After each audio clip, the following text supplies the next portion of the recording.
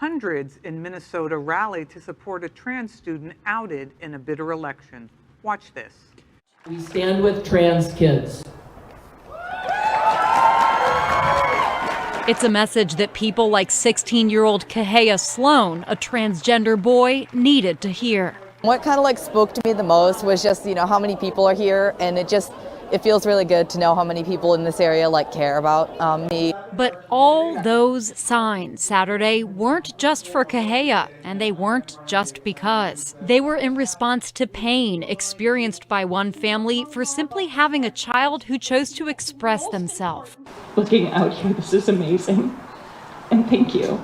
Kelsey Waits is the mother of 8-year-old Kit Waits. The Kit was willing to let us share this story. This week, she shared with KARE 11 how her family was bullied online by other parents in the community. Her child publicly outed as transgender. Within days, the community chose to respond with love. We're here today to stand in solidarity with the Waits family. And representation. We're here, we're loud, we're queer, and we have your back. And to Kit's family. And to all of our trans kids, especially my trans kid. This was a sign. Just know how much I love you. Of healing together and moving forward. In Hastings, Eva Anderson, KARE 11 News. Now a little bit of news on the hopeful side. Hundreds of residents in Hastings, Minnesota took to the streets over the weekend to rally in support of LGBT youth after an official's transgender child was publicly outed. They demonstrated in support of the child after Concerned Parents of Hastings, a Facebook group for conservative parents, publicly outed Kit, an 8-year-old, in the wake of a bitter school board election. The child's mother, Kelsey Waits, was running for re-election to the town school board in November when opponents of her campaign outed her child, who is non-binary and uses gender-neutral pronouns. In light of the rally, Waits said she is proud that the community is denouncing the harassments. Waits said they won't be leaving Minnesota, saying, quote, "If we moved away and didn't say anything, the bullies would have won." What does that teach? That teaches that they can do all of these things and that there are no repercussions and that no one is going to push back against them. And that just makes them bully harder for the next person.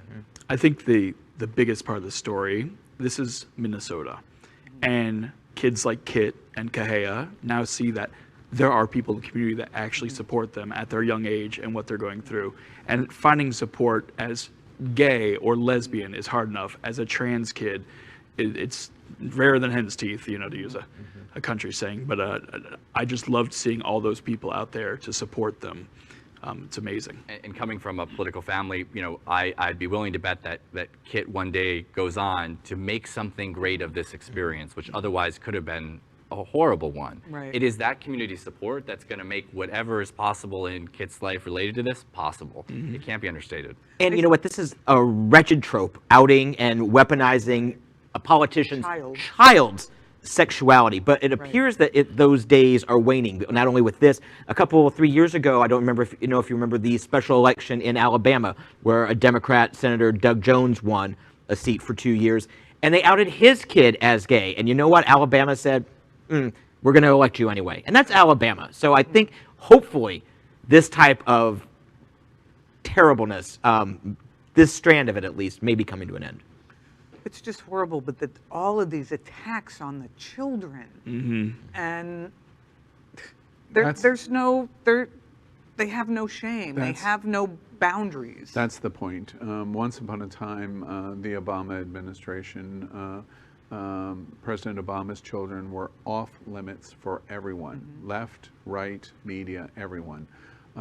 George Bush's children, George W. Bush's children, were off limits. It seems like what we have been through in the last 4 years, all of the rules have changed. So somebody is running for re-election, not even the first election, re-election to the school board, and therefore their 8-year-old becomes cannon fodder, target, to be able to win a school board seat. Where did our empathy and morality stop? somewhere it stopped, and we have to pay attention. And I do want to throw in, because I know the YouTube commenters who are going to say something about it. Yes, there were plenty of people on the left who went for Barron Trump, and that was unacceptable then too. Just like it was unacceptable when they went for Chelsea Clinton. Adult children, if you're an adult working in politics, I consider you fair game. But when it's a child, no, it's never fair game, no matter which side. And remember tonight, we talked about a 12-year-old that commits suicide because they are told by other 12-year-olds they're going to hell, which is taught by their parents. This teaches children, 8-year-old children, wait, trans is bad. And that's why we're outing Kit, because they're bad. And that creates an attitude where other 8-year-olds are going to do the same thing taught by their parents to do it. At some point, we have to set lines and boundaries to say, we cannot step over this line. That's what this town in Minnesota says. We're standing up for this 8-year-old because you stepped across a line that you can't step across. And I have to believe that children who can see a group that is gathered in hate, that is fueling anger, can evaluate that, and then this group that's showing up with love and support and, you know, sort of peace and happiness, I'm convinced that children can see through that. Now, it's going to be a struggle for them to weigh what their parents are telling them versus what they know is right, but it still gives me hope whenever people show up in this way. Right, right. LGBTQ+ news is vital for our community and for the broader world as a whole. We have enough enemies at Fox News. Tucker, Sean, and Laura are loud. We need passionate allies. Happening Out Television Network, Queer News Tonight, and It's Happening Out are literally out of the closet and into the headlines. Our community needs your support. Like this broadcast and subscribe now to ensure the growth of the entire LGBTQ+